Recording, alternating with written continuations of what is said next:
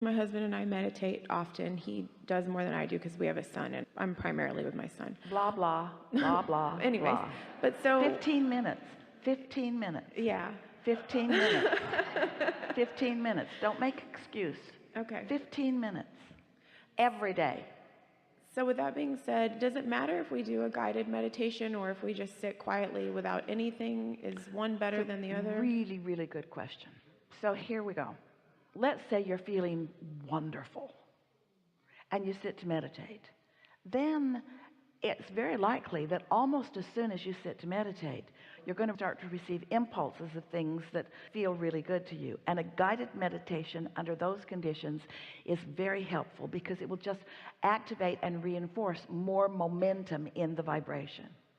Let us start in another place. This will answer your question even more fully. You're going to like this. It's going to cause a lot of what you've heard already today to sort of fit together in a more meaningful way for you. So one of the things that makes negative thought more attractive to humans than pure positive thought is that often in the negative thought there's more momentum.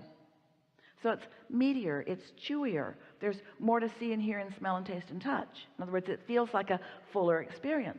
Where what we're asking you to do is really asking quite a lot of you. We're asking you to sort of withdraw from all of that active life just for 15 minutes and quiet your mind, which means when you quiet your mind, you stop thought.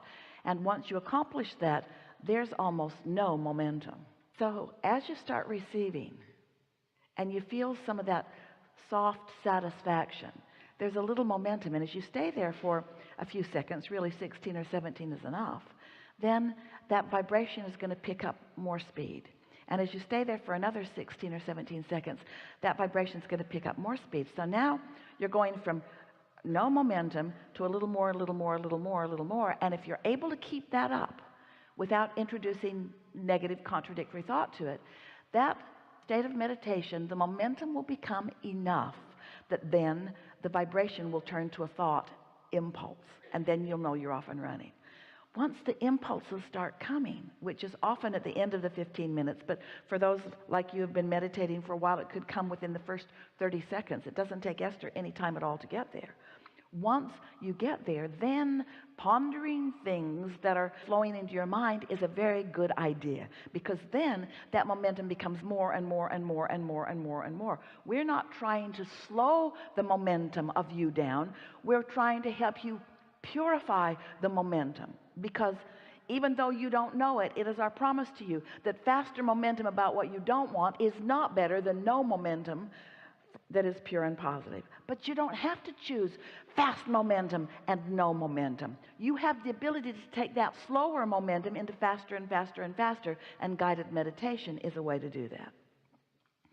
We created a few years ago a getting into the vortex meditation, and on it there's a general meditation, and then there's one specifically focused at finances, and one specifically focused at relationships, and one specifically focused at physical health and well-being. And as you listen to those guided meditations, if you listen to them, because of the rhythm of the music and the way we are asking you to breathe with it, it usually takes you to slower no thought right away, because in order to focus upon this odd breathing pattern that we are presenting to you, you can't be thinking about a lot of other things, or you get out of sync with the breathing and the music. And so it accomplishes really both. It brings you to a place of your own usual active thoughts not being active, and then we're guiding you to the pure thoughts that your inner being knows about those subjects. It's a powerful meditation. There's a fourth meditation, if you download it, that is just music primarily. And we really think that if you can quiet your mind first before you go into some sort of a guided meditation, you'll have greater success. Only because most of you, we love you so much, have got some sort of negative stuff going on when you sit to meditate. It's better if you meditate earlier in the morning because you have less going on. Jerry used to beg Esther, please don't read your email or answer the telephone until after lunch. because that's when life would usually come at her. That's when things that she needed to deal with would come, and it would be less likely for her to catch the current of her pure positive vibration. So play it out. You know what's best in your life, but quiet your mind and get there. And when you know you're there, then you can focus upon any subject that pleases you.